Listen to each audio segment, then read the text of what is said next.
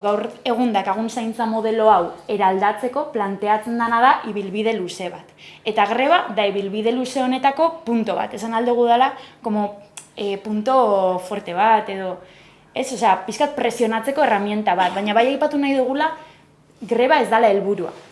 Helburua dela zaintza eredua eraldatzea, eta orduan grebaz gain, gero egongo dela prozesu luze bat deitu zaiola. Herri akordioen prozesua izango dela, lehenengo greba.